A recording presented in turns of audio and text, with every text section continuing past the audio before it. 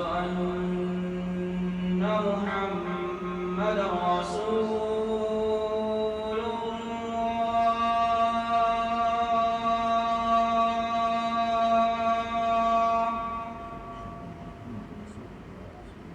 أشهد أن محمدا رسول الله.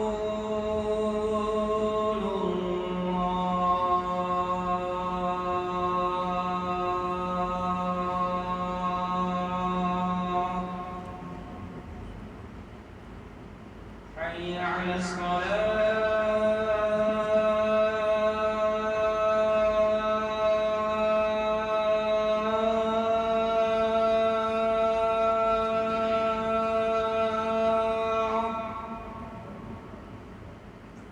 حي على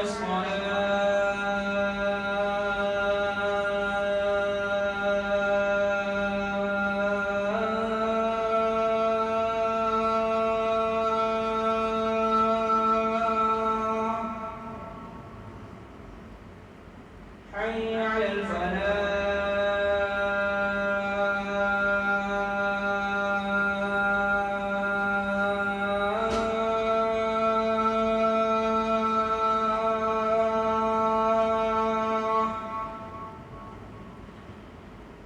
حي على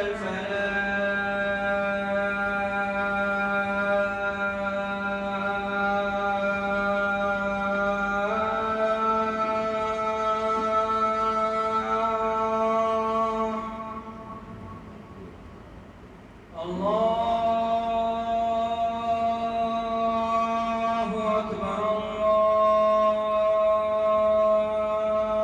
الله أكبر لا إله إلا الله.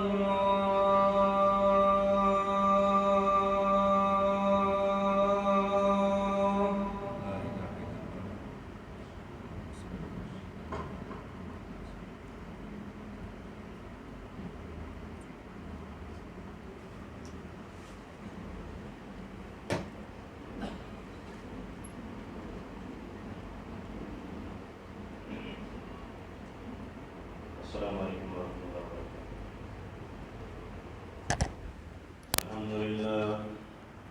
الحمد لله نحمده ونستعينه ونستغفره ونؤمن به ونتوكل عليه ونعوذ بالله من شرور أنفسنا ومن سيئات أعمالنا من يهده الله فلا مضل له ومن يضلل فلا هادي له وأشهد أن لا إله إلا الله وحده لا شريك له وأشهد أن محمدا عبده ورسوله أما بعد فإن خير الحديث كتاب الله وخير الهدي هدي محمد صلى الله عليه وسلم وشر الأمور محدثاتها وكل محدثة بدعة وكل بدعة ضلالة وكل ضلالة في النار.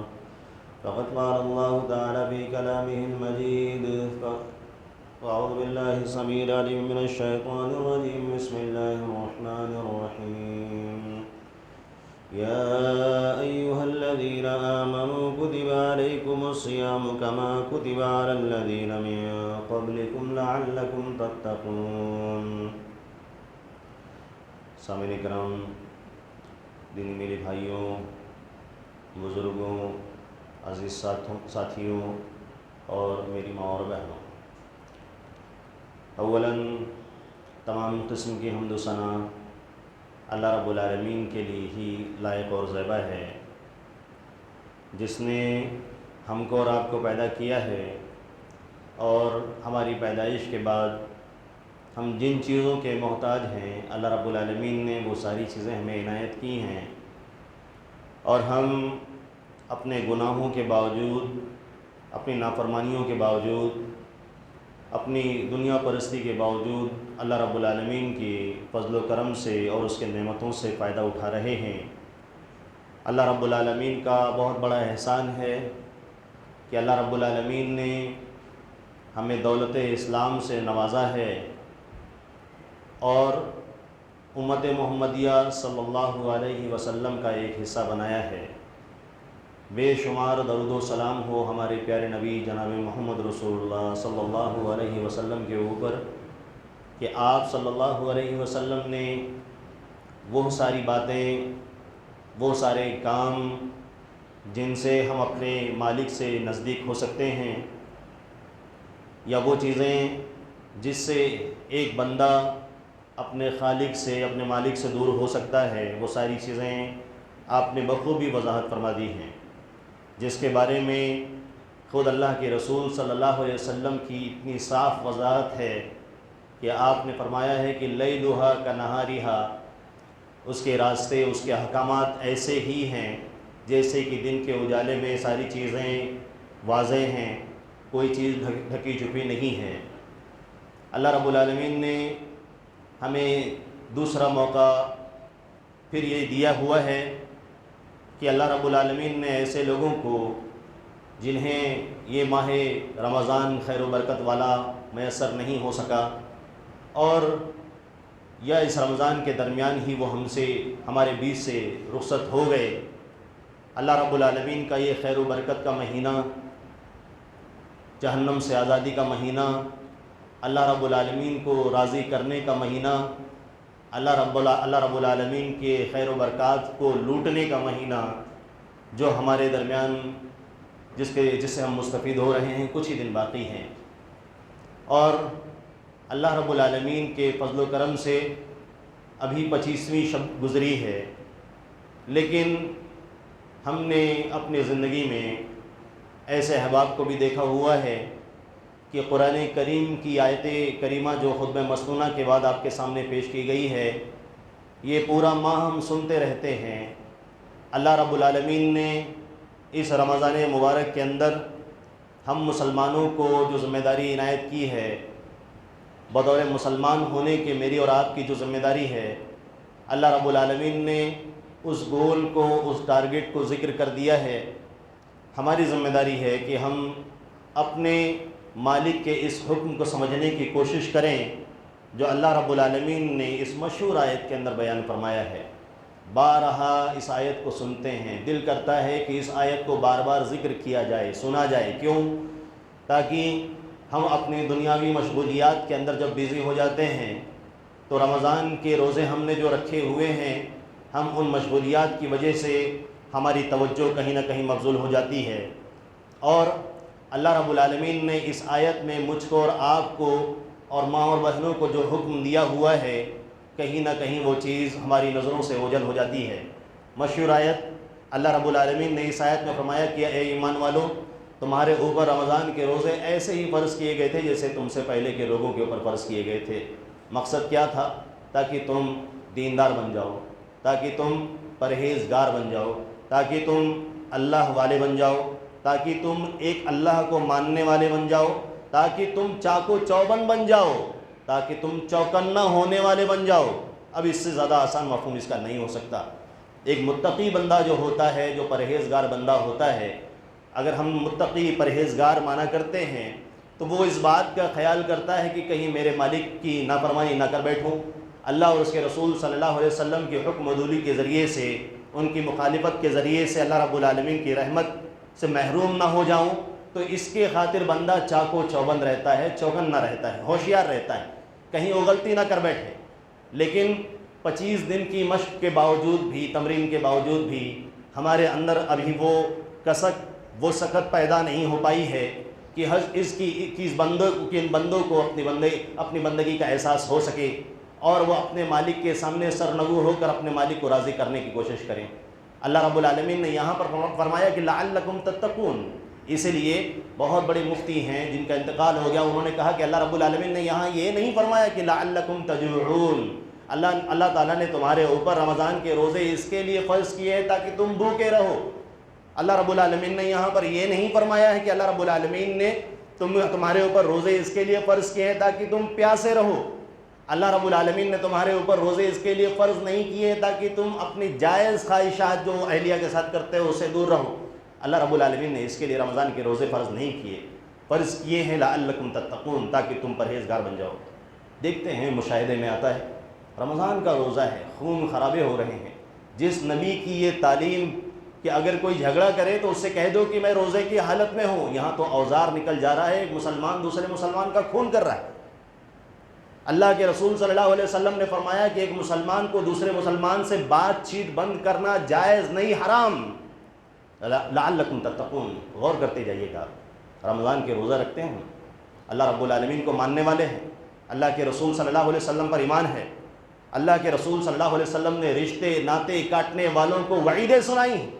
اللہ کے رسول نے فرمایا 1 سال تک اگر کوئی بات چیت بند کرتا ہے تو اس پہ سمجھو اس کا خون کر دیا ہے.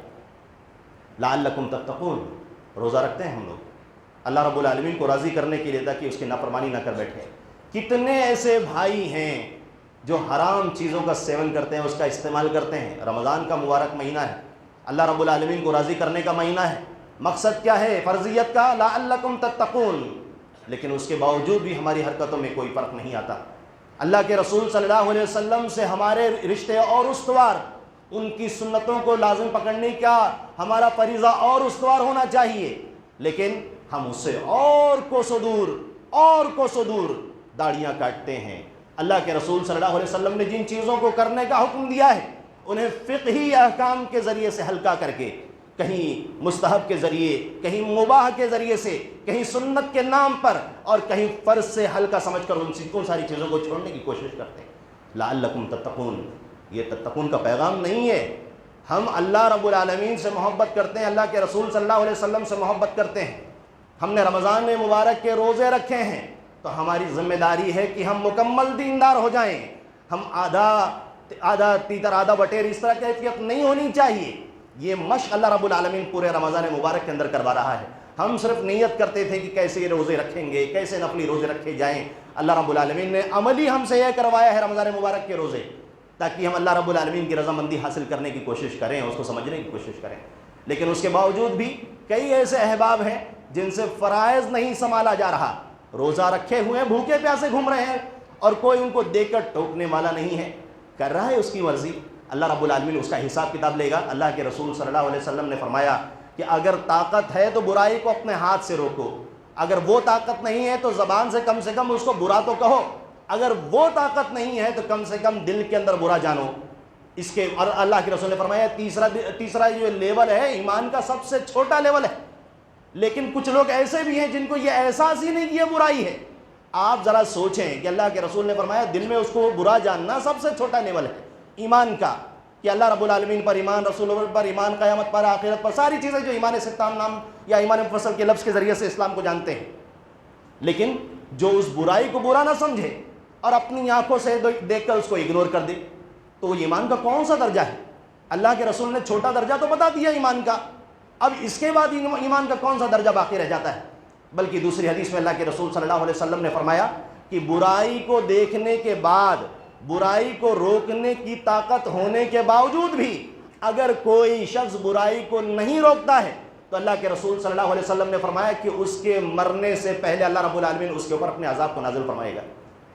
ہم ہوش میں نہیں آتے. کتنے مسائل مسلمانوں کے ہیں، کتنے مسائل، اخبارات، دنیا کے واقعات اور حوادث آپ مجھ سے زیادہ جانتے ہیں. دنیا کی نیوز پر آپ کی نظریں مجھ سے زیادہ ہیں. لیکن اللہ کے رسول صلی اللہ علیہ وسلم نے فرمایا تھا انما ینصر اللہ هذه الامة بضعیفها بدعوتهم وصلاتهم واخلاصهم. میرے ایمان والے بھائیوں، اللہ رب العالمین نے ہمیں چاہے جس کنڈیشن میں بھی رکھا ہے، چاہے ہم پیسے والے ہوں، پیسے والے نہ ہوں، غریب ہوں، لیکن ایمان کی دولت سے محروم نہیں ہونا ہے. اللہ رب العالمین پر ہمارا ایمان صاف ستھرا ہونا چاہیے. اللہ کے رسول صلی اللہ علیہ وسلم پر ہمارا ایمان صاف ستھرا ہونا چاہیے. اس کے اندر ملاوٹ نہیں ہونی چاہیے. اسی لیے اللہ رب العالمین نے ہم سے پہلے کے لوگوں کی مدد فرمائی تھی. اور یہ اعلان اللہ رب العالمین نے اپنے کلام میں اور اللہ کے نبی صلی اللہ علیہ وسلم نے اپنے فرمان میں قیامت کی صبح تک فرما دیا ہے. کیا فرمایا اللہ کے رسول صلی اللہ علیہ وسلم نے؟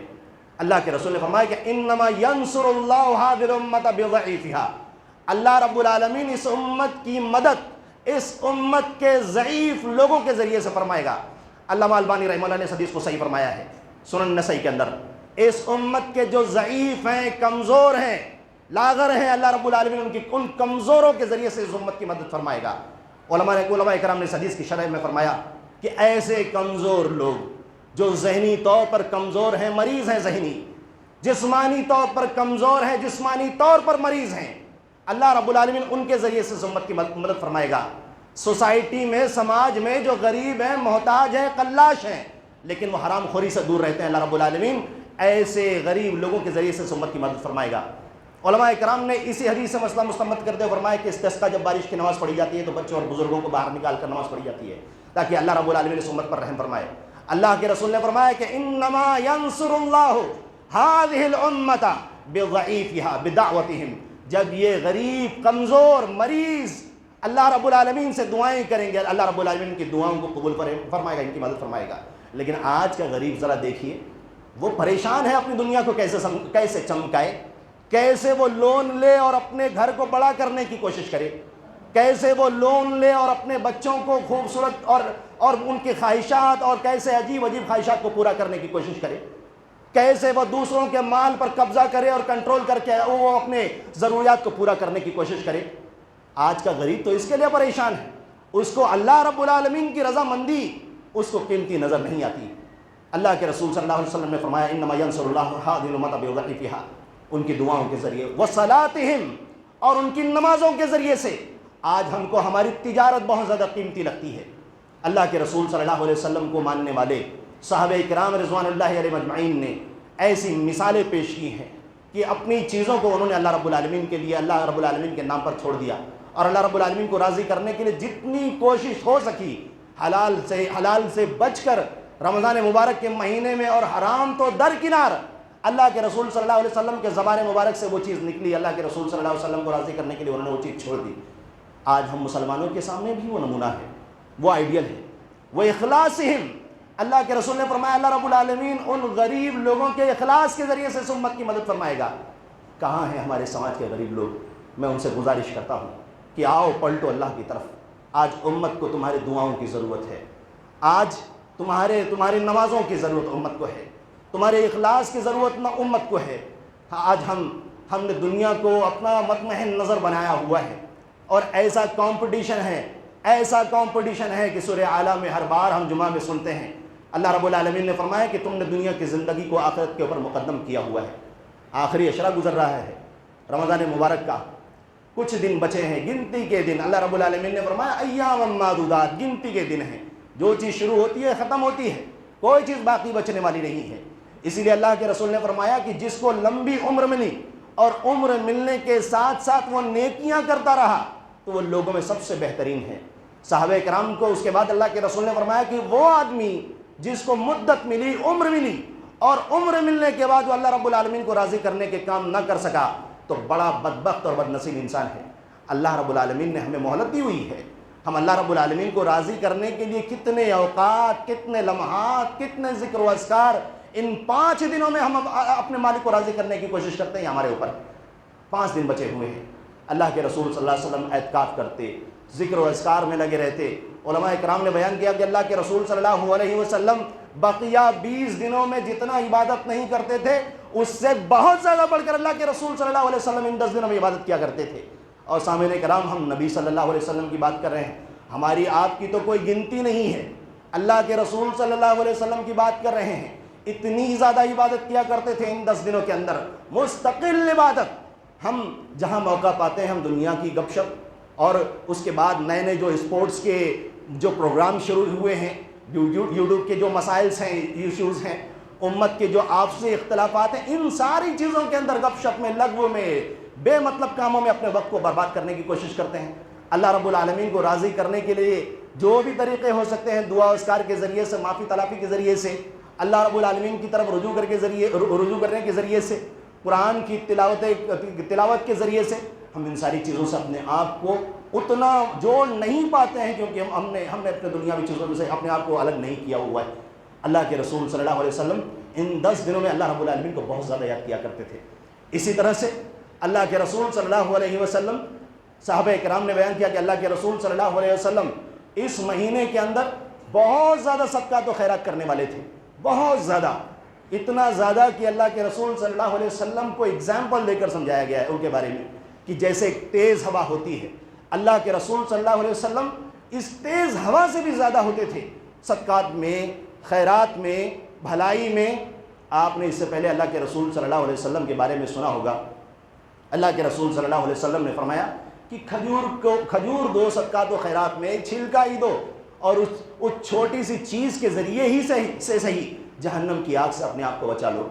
اسی طرح سے اللہ کے رسول صلی اللہ علیہ وسلم نے فرمایا کہ اللہ رب العالمین آپ کے اس چھوٹے سے کھجور کے ٹکڑے کو، دوسری حدیث میں اللہ کے رسول نے فرمایا آپ نے اللہ رب العالمین کے راستے میں خرچ کیا ہے صدقات و خیرات کے طور پر، اللہ رب العالمین اس کو ایک جانور کے طور پر، جس طرح تم جانور کو پالتے ہو، قیامت کی صبح تک اللہ رب العالمین اس نیکی کو پالے گا۔ اللہ رب العالمین نیکیوں کی قدر کرنے والا ہے۔ اور ہم یہ جو روزے رکھ رہے ہیں، ہم یہ جو صلاۃ اور نماز اور صدقات اور خیرات اور ان ساری چیزوں کو انجام دے رہے ہیں، قرآن کی تلاوت کر رہے ہیں، علامہ البانی رحمہ اللہ نے صحیح ترغیب و ترہیب میں ایک حدیث کے اندر بیان فرمایا ہے کہ میت کو جب قبر کے اندر رکھا جاتا ہے، میت کو قبر کے اندر رکھنے کے بعد جب اس سے اس کے رشتہ دار دور ہوتے ہیں اور میت ان جانے والے لوگوں کے جوتوں کی آوازوں کو سنتا ہے، جب وہ لوگ چلے جاتے ہیں تو اس کے بعد وہ فرشتے آتے ہیں جو حساب کتاب لینے والے ہیں۔ اس وقت میت جو نمازی ہے، جو نماز پڑھنے والی تھی، اس میت کے سرانے اس کی نماز ہوتی ہے۔ اسی طرح سے اللہ کے رسول صلی اللہ علیہ وسلم نے فرمایا کہ بندے نے جو روزے رکھے ہوئے ہیں اس کے داہنی طرف وہ روزے ہوتے ہیں۔ اسی طرح سے تیسری چیز، اس کے بائیں طرف زکوٰۃ ہوتی ہے، اور اس کے پیروں کی طرف نفلی عبادتیں، صدقات و خیرات، اور اسی طرح سے بھلائی کی طرف چل کر جانا، لوگوں کو بھلے کام کی طرف بلانا، برائی سے روکنا، یہ ساری نیکیاں میت کو گھیرے ہوئی ہیں۔ ہم کو چاہیے کہ ہم اپنے قبر کی تیاری کرنے کی کوشش کریں۔ روزہ صرف یہ نہیں ہے کہ ہم نے کھانا پینا چھوڑ دیا ہے، قبر میں ہمارے اس کی ضرورت پڑنے والی ہے۔ فرشتے آئیں گے۔ اللہ کے رسول صلی اللہ علیہ وسلم نے فرمایا، مشہور حدیث آپ نے سنی ہوگی کہ منظر ہوگا شام کا، غروب آفتاب کا نزدیک وقت ہوگا، میت کو اٹھا کر بٹھایا جائے گا، اس سے پہلے فرشتے اس کے پاس آنے کی کوشش کریں گے سرانے سے۔ یہ نیکیاں ان فرشتوں کو روکے گی، یعنی ان کی حفاظت فرمائے گی۔ ما قبل مدخل، نماز روکے گی، میرے پاس سے کوئی انٹری نہیں ہے، جاؤ یہاں سے ہٹ جاؤ۔ اس کے بعد روزے کی طرف سے آئیں گے، داہنی طرف سے فرشتے انٹری مانگیں گے، کہیں گے ما قبل مدخل، یہ نیکیاں ان فرشتوں کو روکے گی۔ اس کی طرف بائیں طرف سے آئیں گے، زکوٰۃ روکے، ما قبل مدخل، پیر کی طرف سے آئیں گے، ما قبل مدخل، انٹری نہیں ہے، وہ روک دیں گی ساری نیکیاں۔ قیامت سے پہلے آدمی مرتا ہے، مرنے کے بعد اسی قیامت کا آغاز ہے۔ ہمارے ذہنوں کے اندر یہ بیٹھا ہوا ہے کہ ہم مریں گے، قیامت قائم ہوگی، دنیا ختم ہوگی، اللہ رب العالمین حساب کتاب، آدمی کے مرنے کے بعد اس کی قیامت کا آغاز ہوگا۔ ہم کتنا اللہ رب العالمین کے راستے میں خرچ کرتے ہیں، اپنے اعمال کے ذریعے سے، اپنی زبانی جملوں کے ذریعے سے، یا اللہ رب العالمین کی دی ہوئی صحت ہے، اللہ رب العالمین کی دی ہوئی دولت ہے، اس کو اللہ رب العالمین کے راستے میں خرچ کر کے اس کو راضی کرنے کی کوشش کرتے ہیں۔ لیکن کبھی مال کی لالچ ہمارے ذہنوں پر، ہمارے دماغ پر حاوی ہونے کی کوشش کرتی ہے۔ اللہ رب العالمین کو اس وقت یہ بات اور زیادہ پسند ہے کہ ہم اللہ رب العالمین کی رضامندی کی خاطر اس چیز کو قربان کر رہے ہیں۔ اللہ کے رسول صلی اللہ علیہ وسلم نے فرمایا کہ لیس الصیام من الاکل والشرب، روزہ صرف یہ نہیں ہے کہ ہم نے کھانا پینا چھوڑ دیا ہے، کھانا پینا چھوڑنا تو ہے ہی، اصل میں روزہ یہ کہ آدمی بیکار کی، بے مطلب کی، غلط چیزوں سے اپنے آپ کو روکنے کی کوشش کرے۔ اور یہ پریکٹس ہے ان آنے والے مہینوں کے لیے کہ جس میں ہم کہتے ہیں کہ ہم سے ہو ہی نہیں پاتا ہے جھوٹ سے بچنا، ہم سے ہو ہی نہیں پاتا کہ ہم حرام چیزوں سے اپنے آپ کو روکیں، ہم سے ہو ہی نہیں پاتا کہ ہم نماز کا خیال کریں، ہم سے ہو ہی نہیں پاتا کہ ہم نفلی عبادتوں کا خیال کریں۔ ایک مہینہ 30 دن اللہ رب العالمین ہماری مشق کرواتا ہے۔ سائیکولوجیکل جو نفسیات کے ماہرین ہیں وہ کہتے ہیں کہ ایک مہینہ یا اس سے زیادہ مشق ہوتی ہے تو بندوں کو، بچے کو یا اس طرح کے لوگوں کو کام کرنے میں آسانی ہوتی ہے۔ لیکن ہم اتنے بدمعاشی پر تلے ہوئے ہیں کہ اللہ رب العالمین نے ہمارے اوپر یہ چیز فرض کی ہے، اور اس چیز کو انجام دینے کے باوجود بھی ہمارے اندر کوئی بدلاؤ نظر نہیں آتا۔ رمضان مبارک کے مہینے آتے ہیں اور ایسے ہی 30 سال، 35 سال، 40 سال، 50 سال ہماری زندگی گزر جاتی ہے۔ ہم عمر کے ایک عجیب پڑاؤ پر پہنچ جاتے ہیں، لیکن پھر بھی ہمارے دل کے اندر اللہ رب العالمین کا خوف پیدا نہیں ہوتا۔ اللہ کے رسول صلی اللہ علیہ وسلم نے فرمایا، اللہ رب العالمین نے جس کو 60 سال کی مدت دے دی، اللہ رب العالمین نے اس کے اوپر حجت تمام کر دی ہے۔ اب اس کے اوپر کوئی ایکسکیوز نہیں بچا کہ اللہ رب العالمین ٹائم نہیں ملا نیکی کرنے کا، موقع نہیں تھا میرے پاس۔ لیکن وہ لوگ جو 60 سال سے کم ہیں وہ بھی خوشیاں نہ منائیں، اللہ رب العالمین ہمارے ہر وقت کا حساب لے گا کہ ہم نے کس چیز میں اپنے وقت کو ضائع کیا، برباد کیا ہے۔ ہم نماز پڑھتے ہیں، سلام پھیرتے ہیں، سلام پھیرنے کے بعد غائب، ابھی سب بھری ہوئی تھی، کھجا کھج سب غائب۔ اللہ کے رسول صلی اللہ علیہ وسلم نے فضیلت بیان فرمائی ہے، ہم اس جگہ پر بیٹھ کر دعائیں پڑھیں، اذکار کریں، بہت ساری دعائیں۔ اب ان ساری دعاؤں کو نہیں پڑھ سکتے، کم سے کم کچھ دعاؤں کو تو پڑھ سکتے ہیں۔ فرشتے مغفرت کی دعائیں کرتے ہیں، اور اس لالچ میں، یہ لالچ ہوگی تو ہم اس کا خیال کریں گے۔ ہم رمضان مبارک کے مہینے کے بارے میں بھی سنتے ہیں، اللہ کے رسول نے فرمایا کہ یا باغی الخیر اقبل و یا باغی الشر اقصر، اے نیکیوں کے طلبگار آؤ نیکیوں کی طرف، اے برائیوں سے بچنے والے بچو برائیوں سے۔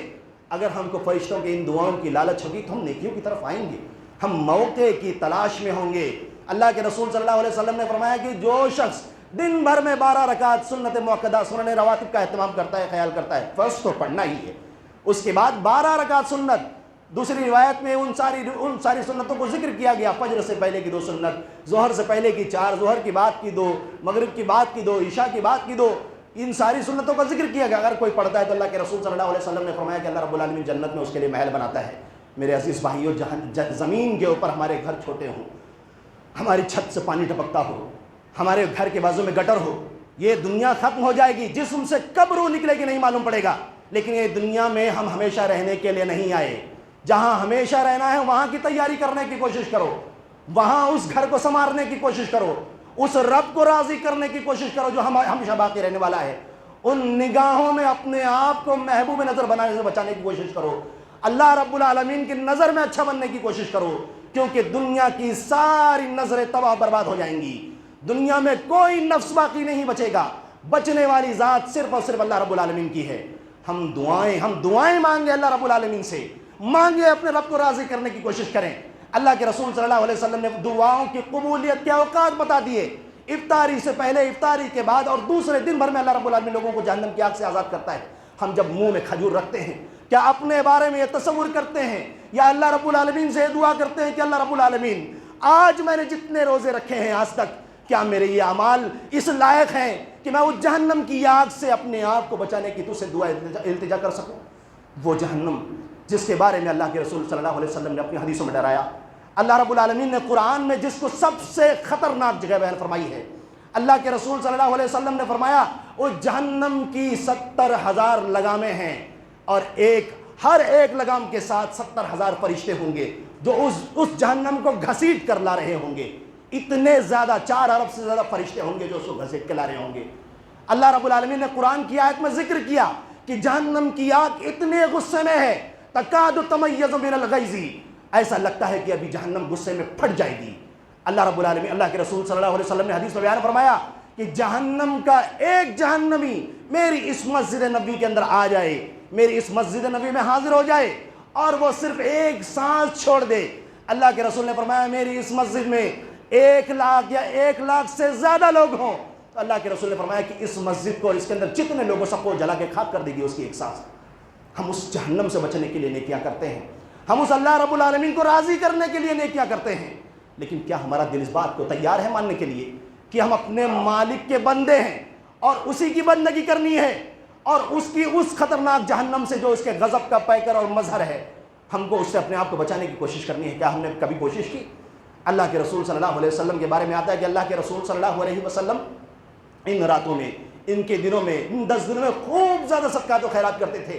دیگر ایام کا حال آپ نے سنا ہوگا، فتح مکہ کے بعد اللہ کے رسول صلی اللہ علیہ وسلم، غزوہ حنین کا واقعہ ہے، ایک صاحب کو اللہ کے رسول صلی اللہ علیہ وسلم نے 100 چوپائے دیے، اس کے بعد پھر دوسری بار اسی آدمی کو اسی موقع پر 100 چوپائے اور دیے، 200 ہو گئے، اس کے بعد اللہ کے رسول صلی اللہ علیہ وسلم نے اس کو 100 چوپائے اور دیے، ایک مجلس میں اللہ کے رسول صلی اللہ علیہ وسلم نے 300 چوپائے اس کو دیے۔ اسی طرح سے اللہ کے رسول صلی اللہ علیہ وسلم نے ایک موقع پر جو 2 پہاڑوں کے درمیان جو ویلی ہوتی ہے، گھاٹی ہوتی ہے، اللہ کے رسول صلی اللہ علیہ وسلم نے اتنا جانور بھر کے ایک صحابی کو دے دیا ضرورت پڑنے پر۔ ایسا ہی نہیں صرف کہ یہ چیز آئی تھی، ایکسٹرا تھی تو دے دی، اللہ کے رسول صلی اللہ علیہ وسلم کے جسم مبارک پر پہننے کے لیے چادر نہیں تھی، پسندیدہ چادر ایک خاتون نے دے دی، آپ صلی اللہ علیہ وسلم اس کو پہنے ہوئے ہیں۔ لوگوں نے کہا کہ اللہ کے رسول صلی اللہ علیہ وسلم بہت خوبصورت لگ رہے ہیں آپ۔ ایک صحابی آئے، انہوں نے کہا اللہ کے رسول صلی اللہ علیہ وسلم بہت خوبصورت لگ رہے ہیں لیکن یہ چادر مجھے چاہیے۔ اللہ کے رسول صلی اللہ علیہ وسلم نے اپنے جسم مبارک سے وہ چادر اتار کر ان کو دے دی۔ ضرورت تھی، ضرورت ہونے کے بعد اللہ کے رسول صلی اللہ علیہ وسلم نے ان کو وہ چادر دے دی۔ صحابہ کرام نے برا بھلا کہا، ڈانٹا ان کو، اللہ کے رسول صلی اللہ علیہ وسلم کو چادر پسند تھی، آپ نے پھر بھی مانگ لی؟ انہوں نے اللہ کی قسم کھا کر کہا کہ میں چاہتا ہوں کہ میری قبر پہ میں جب مجھے دفن کیا جائے میرا کفن جو ہوگا وہ اللہ کے رسول صلی اللہ علیہ وسلم کی چادر ہوگی۔ ہم اللہ کے رسول صلی اللہ علیہ وسلم کو ماننے والے ہیں۔ کتنے بھائی ایسے ہیں وہ روزہ نہیں رکھتے رمضان مبارک کے مہینے میں، اور وہ خوش فہمی میں مبتلا ہے کہ وہ حلال کام کر رہے ہیں، وہ کرانے کی دکان پر بیٹھے ہیں، وہ پنکچر بنا رہے ہیں، دوسرے سارے کام کر رہے ہیں۔ ان کو ہوش میں آنا چاہیے۔ اللہ رب العالمین نے رمضان مبارک میں حلال چیزوں کو کھانے سے منع کیا، یعنی حرام۔ وہ حلال بزنس میں لگے ہوئے ہیں، لیکن ان کا وہ کھانا پینا اس حالت میں حرام ہے، جائز نہیں ہے۔ اس کا مطلب یہ ہے کہ ان کے جسم میں وہ حرام چیز جا رہی ہے جو اللہ رب العالمین کے خلاف ہے۔ بندہ خوش ہے کہ میں تو حلال کمائی کر رہا ہوں، اپنے گھر والوں کو حلال کھلا رہا ہوں۔ اللہ کے رسول صلی اللہ علیہ وسلم نے منع کیا، جب تک کوئی شرعی عذر نہیں ہے اس کنڈیشن کے بغیر بندے نے اپنے لیے اس چیز کو کیسے حلال کر لیا ہے؟ بندے کو کھانے سے بچنا ہے، پینے سے بچنا ہے، وہ کھا رہا ہے پی رہا ہے، گٹکا کھا رہا ہے، وہ روزہ چھوڑ کر لوگوں کے سامنے سر عام۔ اللہ رب العالمین کو یہ چیز اور زیادہ سنگین لگتی ہے کہ بندہ گناہ تو کرے وہ بھی سر عام کرے۔ اللہ رب العالمین ایسے آدمی کو بخشنے والا نہیں ہے۔ اللہ کے رسول صلی اللہ علیہ وسلم ایک مرتبہ سو رہے تھے، خواب میں دو فرشتے آئے اور انہوں نے اللہ کے رسول صلی اللہ علیہ وسلم کو پکڑ کر جگایا، ان کو پہلے جگایا اور جگانے کے بعد کہا کہ یہاں پر چڑھیے۔ اللہ کے رسول صلی اللہ علیہ وسلم اس پہاڑ پر چڑھنے سے معذرت کرنے لگے، یہ بہت عجیب سا پہاڑ ہے، میں نہیں چڑھ پاؤں گا۔ فرشتوں نے کہا کہ اللہ کے رسول ہم آپ کے لیے اس چیز کو آسان کر دیں گے۔ اللہ کے رسول صلی اللہ علیہ وسلم اوپر چڑھتے ہیں، عجیب سی رونے کی ڈراؤنی آوازیں آتی ہیں۔ اللہ کے رسول نے پوچھا کہ یہ کیسی آوازیں ہیں؟ فرشتے نے کہا کہ یہ وہ لوگ ہیں جو وقت ہونے سے پہلے ہی افطاری کر لیا کرتے تھے۔ فرق سمجھیے گا، وقت ہونے سے پہلے ہی۔ ایک حدیث میں اللہ کے رسول نے فرمایا کہ افطاری کرنے میں جلدی کرو۔ اللہ کے رسول نے وہاں یہ نہیں فرمایا کہ وقت سے پہلے ہی کھا لو۔ کبھی کبھی غلط فہمی ہوتی ہے کچھ لوگوں کو۔ اللہ کے رسول نے حدیث میں فرمایا کہ جب تک یہ امت وقت پر افطاری کرے گی، وقت ہوا فوراً کیا، تب تک یہ بھلائی میں ہوگی۔ دوسری حدیث میں فرمایا، اللہ کے رسول نے فرمایا غالب رہے گی۔ اللہ کے رسول صلی اللہ علیہ وسلم نے فرمایا اس حدیث کے اندر کہ یہ وہ لوگ ہیں جو وقت ہونے سے پہلے ہی۔ اللہ کے رسول صلی اللہ علیہ وسلم کی حدیث کو سامنے رکھ کر علماء کرام نے فرمایا کہ ایسے لوگ جو روزہ ہی نہیں رکھتے ان کا کیا حال ہوگا؟ وہ لوگ جن کو سزائیں دی جا رہی ہیں، اللہ رب العالمین ان کو الٹا لٹکا کر، ان کے جبڑوں کو پھاڑ کر، ان کو لٹکا کر ان کے جبڑوں سے خون رس رہا ہوگا، ٹپک رہا ہوگا۔ ایسے لوگوں کو جو روزہ وقت ہونے سے پہلے ہی توڑ دیتے ہیں بلا وجہ، بنا کسی شرعی عذر کے، تو جو روزہ چھوڑ دیتے ہیں، روزہ رکھتے نہیں، ان کا کیا حال ہوگا؟ اللہ رب العالمین نے ان کے لیے سنگینی اس حدیث کے اندر بیان فرمائی ہے۔ لہٰذا ہم کو چاہیے کہ ہم اپنے مالک کو راضی کرنے کے جتنے ذرائع ہو سکتے ہیں اس کا خیال کرنے کی کوشش کریں۔ اللہ رب العالمین ہم کو حق بات کہنے سننے سے زیادہ اپنی شریعت پر عمل پیرا ہونے کی توفیق عنایت فرمائے، آمین۔ وآخر دعوانا ان الحمد للہ رب العالمین۔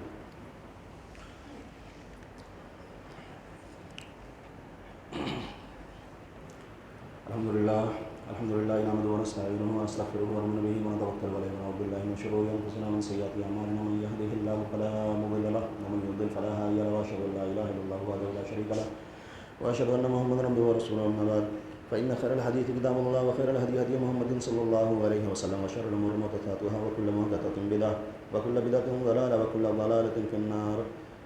فقد قال الله تعالى في كلامه المجيد والفرقان الحميد، فأعوذ بالله السميع العليم من الشيطان الرجيم، بسم الله الرحمن الرحيم، إن الله وملائكته يصلون على النبي يا أيها الذين آمنوا صلوا عليه وسلموا تسليما، اللهم صل على محمد وعلى آل محمد كما صليت على إبراهيم وعلى آل إبراهيم إنك حميد مجيد، اللهم بارك على محمد وعلى آل محمد كما باركت على إبراهيم وعلى آل إبراهيم إنك حميد مجيد۔ سامعین کرام، اگر ہم چاہیں تو ان بقیہ 5 دنوں میں اللہ رب العالمین کو راضی کرنے کی بھرپور کوشش کر سکتے ہیں کہ ہم فجر کی نماز پڑھنے کے بعد جو اللہ کے رسول صلی اللہ علیہ وسلم نے ایک سنت بتلائی ہے کہ آدمی جماعت کے ساتھ فجر کی نماز پڑھتا ہے اور اس کا بیٹھا رہتا ہے اسی جگہ پر، اور اس کے بعد جب سورج طلوع ہوتا ہے، سورج طلوع ہونے کے کچھ وقفے کے بعد وہ جتنی میسر ہو اتنی وہ نماز پڑھتا ہے، سنت پڑھتا ہے، جس کو چاشت کی نماز یا اشراق کی نماز کہا جاتا ہے۔ اشراق کی نماز جو زوال سے پہلے تک کا وقت ہے، بلکہ افضل تو زوال سے پہلے تک کا ہے، لیکن اگر وہ اشراق کے وقت بھی پڑھتا ہے تو اللہ کے رسول نے فرمایا اس کو حج اور عمرے کا ثواب ملے گا، تامہ مکمل 3 مرتبہ اللہ کے رسول نے فرمایا ہے۔ اس کا یہ مطلب نہیں ہے کہ آدمی کے اوپر اگر حج فرض ہوتا ہے تو اس کا حج ثابت ہو گیا، بلکہ اس جیسا ثواب اللہ رب العالمین دے رہا ہے۔ اگر اس کے پاس پراپرٹی ہے، ملکیت ہے، تو اس کو اس کا خیال کرنا ہوگا کہ وہ اللہ رب العالمین کو راضی کرنے کی کوشش کرے۔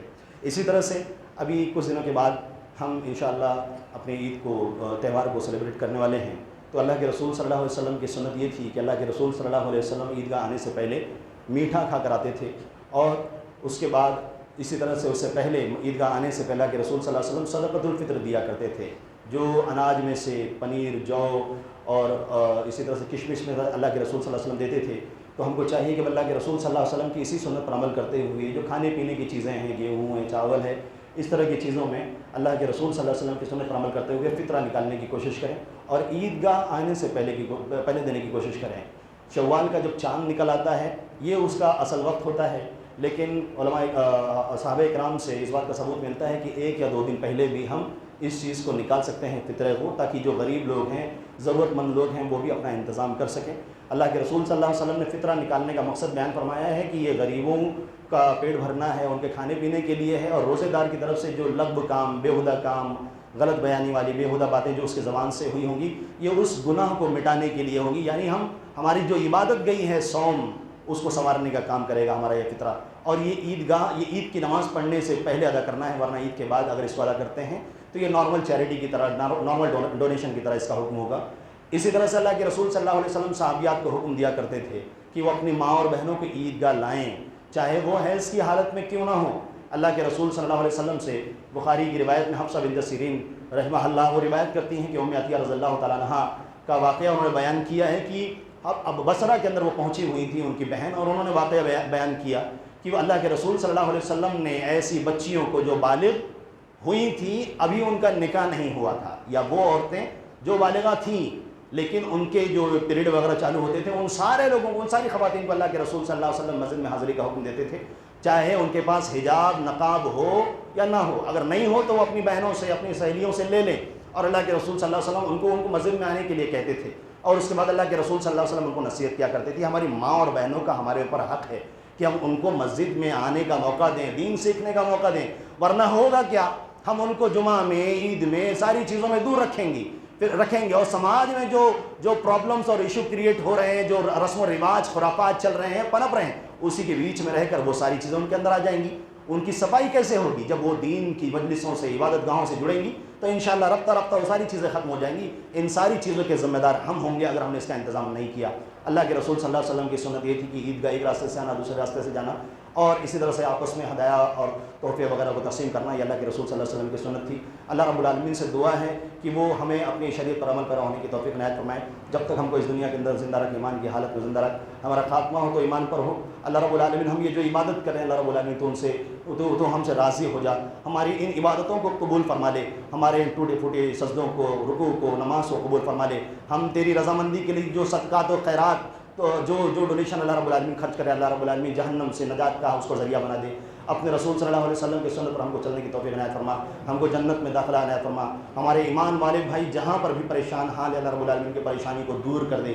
ہماری ماں اور بہنوں کی حفاظت فرما، ہمارے بچوں کی حفاظت فرما، ان کا جو بھی نقصان ہوا ہے اللہ رب العالمین اس کی بھرپائی فرما دے۔ ہم میں سے جو بیمار ہیں اللہ رب العالمین ان کو شفا یابی عنایت فرما، جو مقروض ہیں، جو قرضوں میں ہیں اللہ رب العالمین ان کو قرضوں کو دور کر دے، جو سود میں، حرام میں، دوسروں کی چیزوں میں مشغول ہے اللہ رب العالمین کو اس سے دور فرما۔ اللہ رب العالمین جو تیری عبادتوں سے دور ہیں ان کو تیری عبادت سے جوڑ دے، اور جو تیری عبادتوں پر قائم ہے اللہ رب العالمین کو ثابت قدم رکھ، اپنی عبادت کی توفیق عنایت فرما۔ ہمیں اسلام کی محبت ہمارے دلوں کے اندر رچا دے، بسا دے۔ امت کے فتنوں سے، مال سے اور دنیا کے تمام فتنوں سے ہمارے دین کی ہماری حفاظت فرما، ہمارے بچوں کی حفاظت فرما، اسلام کی حفاظت فرما۔ ہمیں حلال کمائی کی توفیق دے، حرام کمائی سے ہم کو، ہمارے بچوں کو محفوظ رکھ۔ ایمان کی حالت میں ہمارا خاتمہ فرما۔ آمین وآخر دعوانا ان الحمدللہ رب العالمین۔ عباد اللہ رحمکم اللہ، ان اللہ یأمرکم بالعدل والإحسان وإیتاء ذی القربى وینہی عن الفحشاء والمنکر والبغی یعظکم لعلکم تذکرون۔ اذکروا اللہ یذکرکم وادعوہ یستجب لکم ولذکر اللہ اکبر واللہ یعلم ما تصنعون۔